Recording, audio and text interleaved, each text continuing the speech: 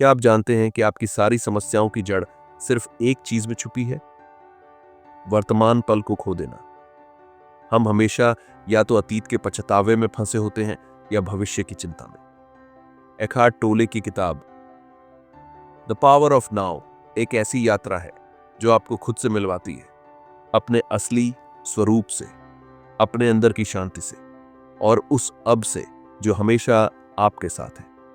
तो इस वीडियो को अंत तक जरूर सुनिए, क्योंकि यह सिर्फ किताब की समरी नहीं बल्कि एक नई जिंदगी की शुरुआत है। पार्ट 1। तुम मन नहीं हो। सोचो जरा, जब भी तुम दुखी होते हो तो क्या होता है? या तो तुम अतीत के बारे में सोच रहे होते हो जो बीत चुका है, या फिर भविष्य की चिंता कर रहे होते हो जो अभी आया ही नहीं। लेकिन क्या तुमने कभी खुद से यह पूछा है कि तुम्हारे अंदर जो लगातार बातें चलती रहती हैं वो कौन करता है, और क्या तुम वही हो? एखार्ट टोले कहते हैं कि असली आप वो नहीं है जो सोचता है, आप वो हैं जो सोच को देख सकता है। इसका मतलब यह हुआ कि मन एक टूल है, एक उपकरण है सोचने के लिए। लेकिन समस्या तब शुरू होती है जब हम अपने आप को मन ही मान लेते हैं। मान लो कि तुम्हारे मन में कोई विचार चल रहा है, मैं कभी कुछ नहीं कर पाऊंगा। अगर तुम इस विचार को सच मान लोगे तो तुम दुखी हो जाओगे। लेकिन अगर तुम इस विचार को सिर्फ एक आते जाते बादल की तरह देख पाओ तो तुम उससे प्रभावित नहीं होगे। टोले कहते हैं, तुम विचार नहीं हो, तुम चेतना हो। तुम वो हो जो विचारों को देख सकता है। और जब तुम ये पहचानना शुरू करते हो तब तुम्हारे भीतर एक शांति का जन्म होता है। ये समझना थोड़ा अजीब लग सकता है, क्योंकि बचपन से हमें यही सिखाया गया है कि हमारा सोचने वाला दिमाग ही हम है। पर इस किताब में बताया गया है कि यही सबसे बड़ी भूल है। अगर आप गौर करें तो पाएंगे कि हमारे विचार बिना किसी रुकावट के चलते रहते हैं, सुबह से रात तक लगातार। पुराने अनुभव, आने वाले काम, डर, पछतावा, आशंका, और हम उसी विचार सागर में डूबे रहते हैं। पर टोले कहते हैं, जरा रुकिए, एक क्षण के लिए अपने विचारों को देखें, उन्हें रोके नहीं, बस देखें। आप पाएंगे कि आप अपने विचारों के ऑब्जर्वर बन सकते हैं। जैसे ही आप विचारों को ऑब्जर्व करना शुरू करते हैं, आपकी इनर अवेयरनेस जागने लगती है। यही आत्मा की पहली झलक है, यही सच है। एक छोटा अभ्यास। 1, आंखें बंद करो और 5 मिनट तक बस अपने विचारों को देखो। 2, हर विचार को पहचानो। अभी एक डर का विचार आया, अभी एक योजना का विचार आया। 3, लेकिन किसी भी विचार के साथ मत जाओ, उसे पकड़ो मत, बस देखो। पहले यह कठिन लगेगा, लेकिन धीरे धीरे आप महसूस करेंगे कि आपके और आपके विचारों के बीच एक दूरी बनने लगी है। यही दूरी आपको मुक्त करती है। जब हम अपने मन से खुद को अलग कर पाते हैं तब हमारे अंदर का डर, तनाव और असुरक्षा भी कम होने लगती है, क्योंकि वे सब विचारों की देन होते हैं। यहाँ एखार्ट टोले एक बहुत सुंदर पंक्ति कहते हैं, freedom begins the moment you realise you are not the thinker. मतलब आजादी वहीं से शुरू होती है जब तुम समझ जाते हो कि तुम वो नहीं जो सोचता है। मन का गुलाम बनना। बहुत से लोग अपने विचारों के गुलाम बन जाते हैं। वो सोचते हैं, अगर मेरे मन में डर आ रहा है तो जरूर कुछ बुरा होगा। लेकिन ऐसा नहीं होता। विचार सिर्फ एक आदत है, बार बार वही चीज दोहराने की। ईगो भी इसी आदत का हिस्सा है। ईगो हमें ये यकीन दिलाता है कि मैं जो सोचता हूं वही सच है, लेकिन ये भ्रम है। मन की पहचान से बाहर आना कैसे संभव है? इसके लिए आपको हर दिन थोड़ा समय निकालकर चेतन रूप से जीना शुरू करना होगा। जब चल रहे हो, चलने के हर कदम पर ध्यान दो। जब सांस ले रहे हो, सांस के भीतर जाने और बाहर आने को देखो। जब खा रहे हो, हर निवाले को ध्यान से खाओ। जब आप ये करते हैं तो आप मन से बाहर आ जाते हैं और अभी में आ जाते हैं। और जब आप अब में होते हैं, आप अपनी सच्चाई से जुड़ते हैं। पार्ट 2, वर्तमान का बल समझो। एखार्ट टोले कहते हैं कि अगर जीवन में शांति, स्पष्टता और आनंद चाहिए तो उसका रास्ता सिर्फ एक ही है, वर्तमान में जीना। हम में से ज्यादातर लोग या तो अतीत की यादों में उलझे रहते हैं या भविष्य की चिंता में डूबे रहते हैं। जैसे, काश मैंने वो गलती ना की होती, आगे क्या होगा अगर फेल हो गया तो। लेकिन सवाल यह है, क्या हम अतीत बदल सकते हैं? नहीं। क्या भविष्य की गारंटी है? बिल्कुल नहीं।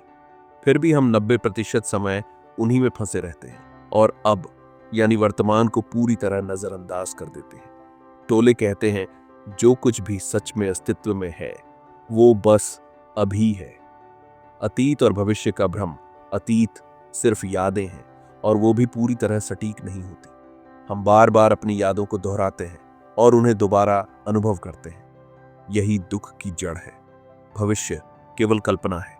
कोई नहीं जानता कल क्या होगा, फिर भी हम उस कल्पना में डर और आशंका का घर बना लेते हैं। इसका मतलब ये नहीं कि आप प्लानिंग मत करो, लेकिन प्लानिंग करते समय भी आप वर्तमान में रहकर सोच सकते हैं, न कि चिंता और डर के साथ।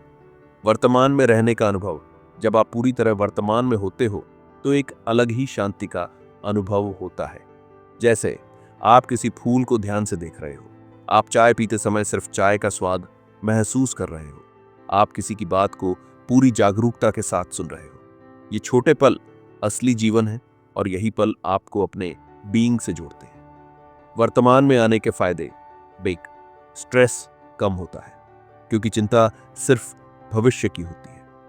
2 इनर पीस बढ़ती है क्योंकि आप लड़ना बंद कर देते हो। 3 क्लैरिटी आती है, निर्णय सही होते हैं। 4 रिलेशनशिप सुधरते हैं क्योंकि आप पूरी तरह सामने वाले के साथ होते हो। कैसे जाने कि आप वर्तमान में हैं या नहीं? क्या आप बार बार अपने मन में पुराने झगड़े याद कर रहे हैं? क्या आप भविष्य की किसी चीज को लेकर बार बार डर रहे हैं? क्या आप कोई काम कर रहे हैं लेकिन मन किसी और बात में है? अगर इन सवालों का जवाब हाँ है तो आप इस समय में नहीं हैं। एक सरल अभ्यास। बैठिए और अपनी सांस को देखिए। सिर्फ महसूस कीजिए, बिना कोई विचार जोड़े। हवा नाक से अंदर जा रही है, बाहर आ रही है। शरीर में क्या हो रहा है ध्यान दो।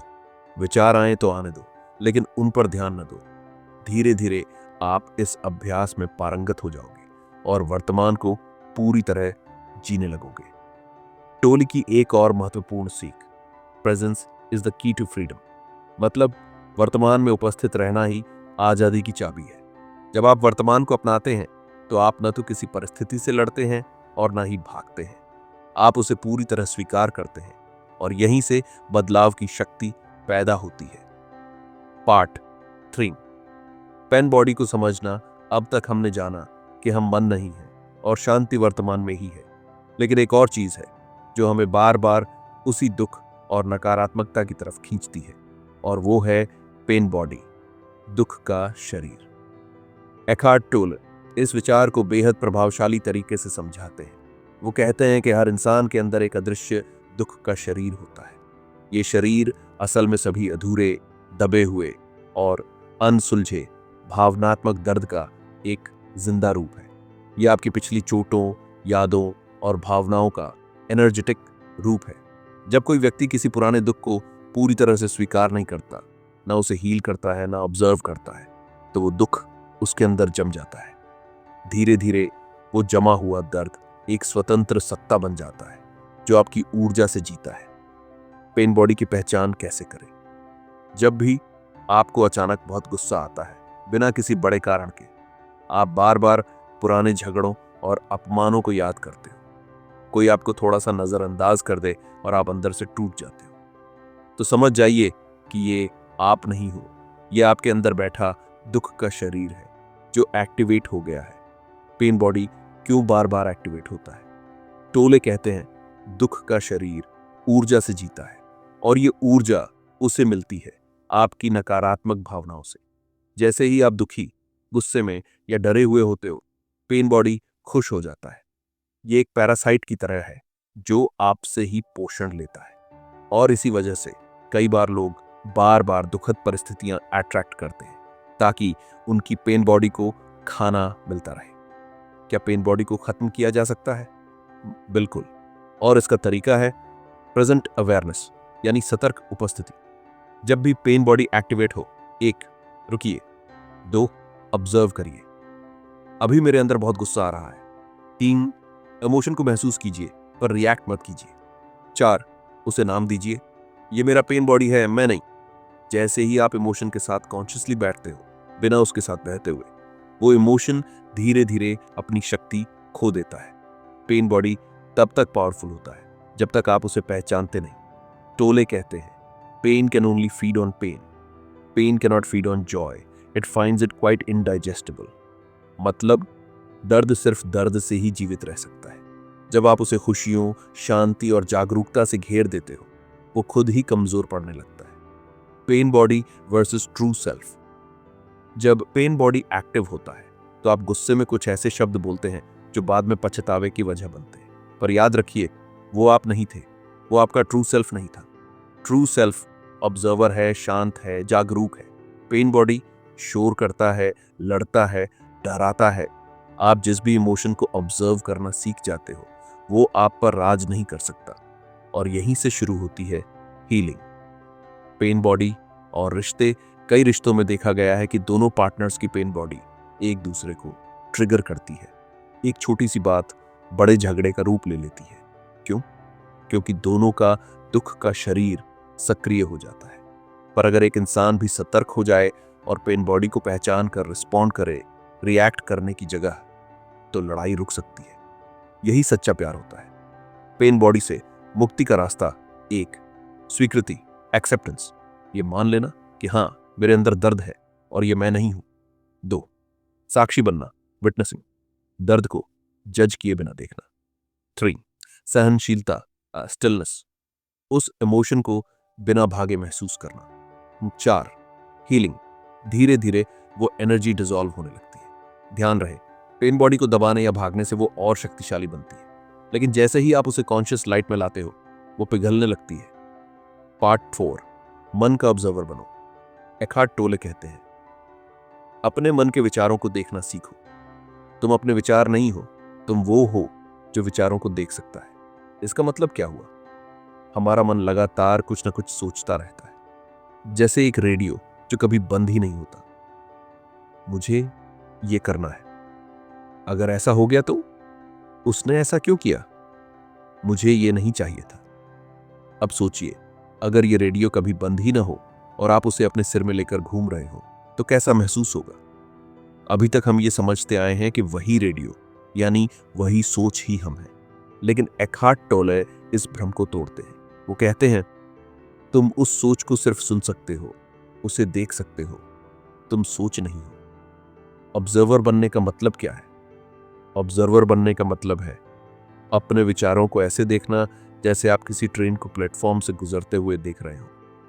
हर विचार एक डिब्बे की तरह है, आता है, थोड़ा रुकता है, फिर चला जाता है। आप उसमें चढ़ते नहीं, बस उसे गुजरते हुए देखते हैं। जब आप अपने विचारों के साथ बहने के बजाय उन्हें देखते हो, तो आप एक हायर कॉन्शियसनेस में पहुंच जाते हो। सोचने और देखने में फर्क: एक, सोचने में आप विचार के साथ बह जाते हो। 2, देखने में आप विचार को ऑब्जेक्ट की तरह देखते हो, जैसे कोई मूवी का सीन। इस ऑब्जर्वर मोड में आने से ही असली इनर पीस मिलती है, क्योंकि आप अब हर विचार पर भरोसा नहीं करते। ऑब्जर्वर कैसे बने? एक आसान अभ्यास: 1, शांत बैठिए और आंखें बंद कीजिए। 2, अब जो भी विचार आए बस उन्हें नेमिंग देना शुरू कीजिए। ये डर है, ये भविष्य की चिंता है, ये आलोचना है। 3, फिर उससे जुड़िए मत, बस देखिए कि वो आ रहा है और चला गया। हर बार जब आप किसी विचार को सिर्फ देख लेते हैं, वो अपना बल खो देता है, उसकी पकड़ कमजोर होने लगती है। Ego versus observer. ईगो कहता है, तू ये है, तुझसे ये हो नहीं सकता, तेरे साथ हमेशा ऐसा ही होता है। ऑब्जर्वर कहता है, ये एक विचार है, मैं देख रहा हूं कि ये मन में आ रहा है, पर ये मैं नहीं हूं। ईगो आइडेंटिटी बनाता है, ऑब्जर्वर आइडेंटिटी को तोड़ता है। माइंड के गेम्स को पकड़ना: माइंड अक्सर कंपैरिजन करता है, डराता है, गिल्ट दिलाता है, इमेजिनेशन में खो देता है। ये सब ऑटो पायलट में चलता है। लेकिन जब आप अवेयर होते हो और इन पैटर्न्स को देखना शुरू करते हो, तो आप माइंड के जाल में नहीं फंसते, आप फ्री होते हो। टोले कहते हैं, awareness is the greatest agent for change. मतलब बस अवेयरनेस ही असली बदलाव की शुरुआत है। क्यों जरूरी है ऑब्जर्वर बनना? 1, इनर पीस के लिए। जब आप हर इमोशन या थॉट को पकड़ते नहीं, तो आप अंदर से शांत रहते हैं। 2, रिएक्ट करने की बजाय रिस्पॉन्ड करते हैं। कोई कुछ कह दे तो आप चिल्लाते नहीं, आप सोचते हो कि इसका जवाब कैसे देना है। 3, सेल्फ कंट्रोल बढ़ता है, आप इंपल्सिव डिसीजंस नहीं लेते। 4, क्लैरिटी आती है। अब आप इमोशंस के गुलाम नहीं हो, आप मास्टर हो। ऑब्जर्वर बनने की आदत कैसे डालें? हर रोज 10 मिनट के लिए शांत बैठिए और अपने मन को देखिए। दिन में 2-3 बार रुकिए और सोचिए, मैं क्या सोच रहा हूं और क्यों। जब भी गुस्सा आए पहले 10 सेकंड रुकिए और ऑब्जर्व करिए।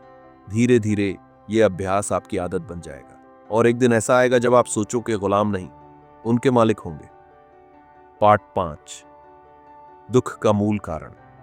अब तक आपने जाना कि हम मन नहीं है और वर्तमान में जीने से शांति मिलती है। लेकिन फिर भी सवाल उठता है, अगर हम इतना सब कुछ जानते हैं तो दुख क्यों होता है? आखिर दुख का असली कारण क्या है? एखार्ट टोल के अनुसार दुख का मूल कारण है वर्तमान क्षण का विरोध करना। मतलब जब हम जो है उसे स्वीकार नहीं करते, उसे लड़ते हैं या उसे बदलने की कोशिश करते हैं, तभी दुख पैदा होता है। उदाहरण, मान लीजिए बारिश हो रही है और आपको बाहर जाना है।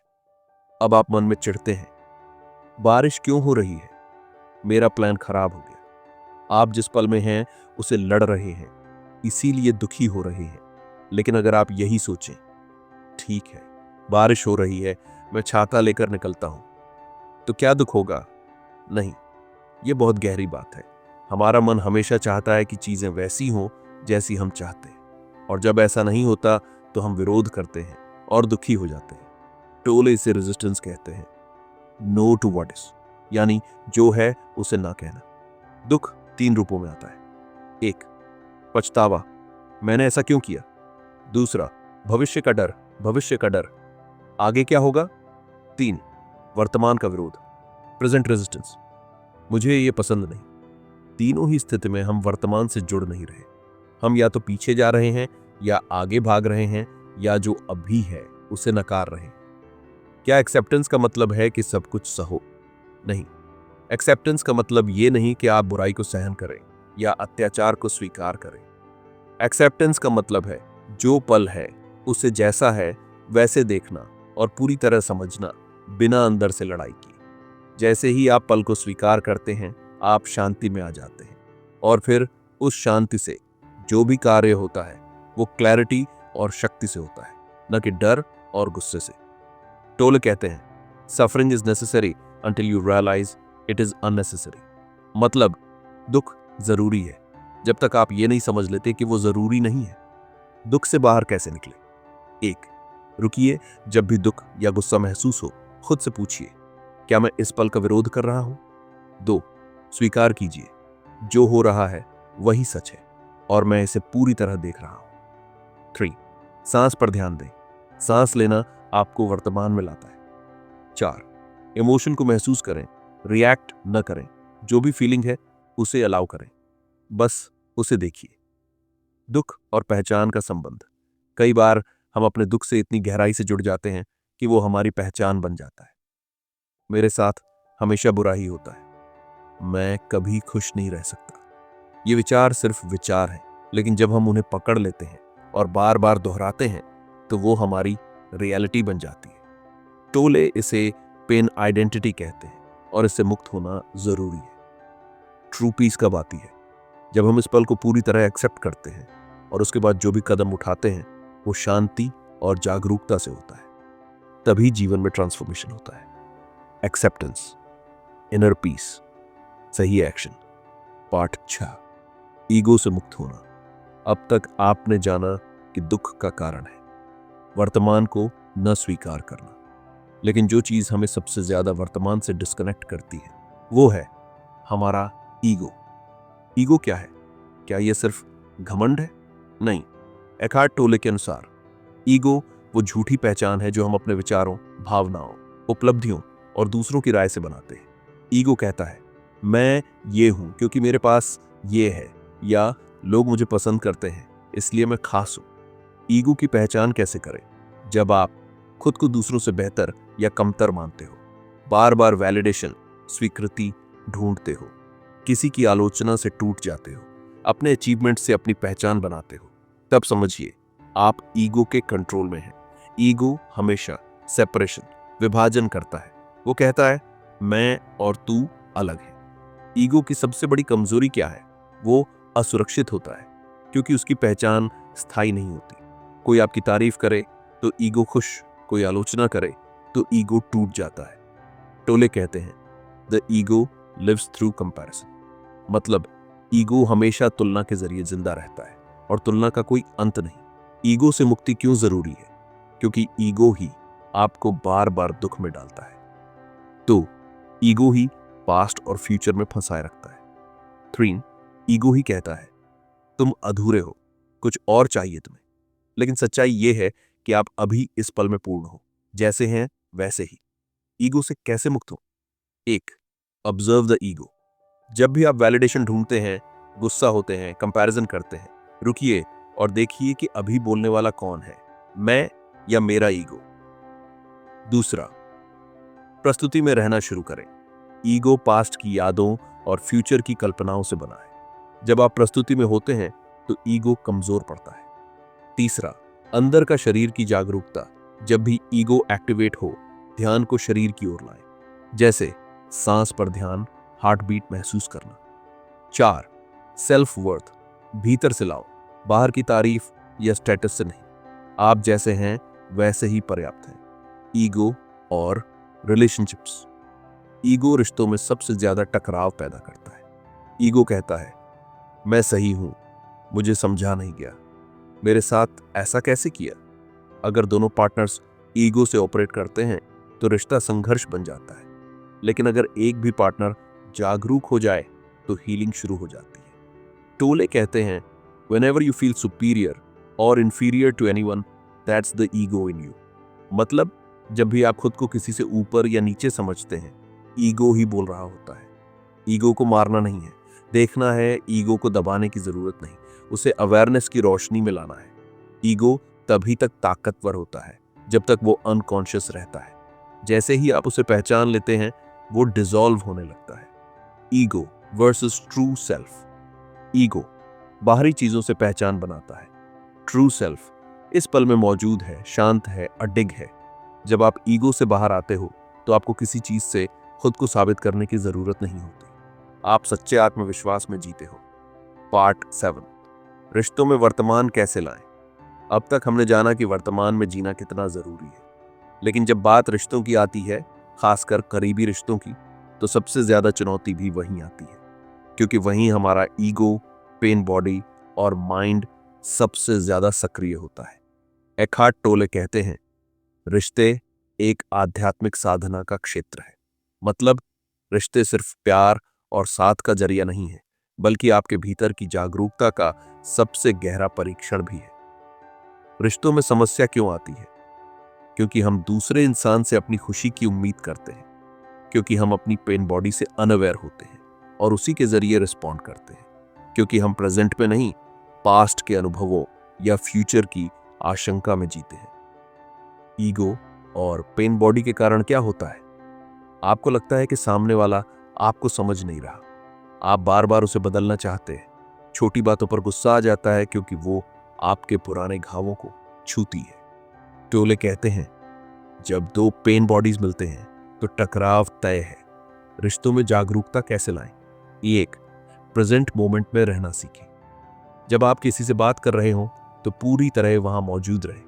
न पुराने झगड़े याद करें, न दिमाग में कोई फ्यूचर सिनेरियो बनाएं। 2 रिएक्ट नहीं, रिस्पॉन्ड करें। जब गुस्सा आए तुरंत प्रतिक्रिया देने के बजाय 3 सेकंड रुकें, सांस लें और फिर शांत दिमाग से जवाब दें। फ्रेंड, पार्टनर को बदलने की कोशिश मत करो। आप किसी को नहीं बदल सकते जब तक वो खुद न चाहे, लेकिन आप अपनी अवेयरनेस से माहौल बदल सकते हैं। 4 ब्लेम की जगह रिस्पॉन्सिबिलिटी लें।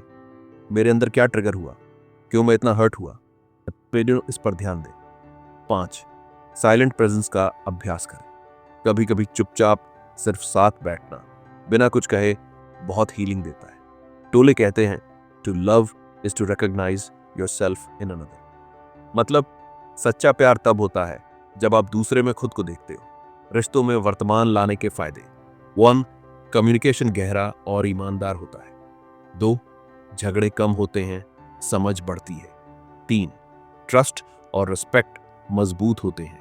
4 दोनों लोग एक दूसरे की ग्रोथ में सहयोगी बनते हैं। एक छोटा अभ्यास, जब अगली बार आप अपने पार्टनर से बात करें तो उन्हें बिना बीच में टोके पूरी बात सुने। उनकी बात पर तुरंत जजमेंट न दें, सिर्फ सुने, प्रेजेंट रहें।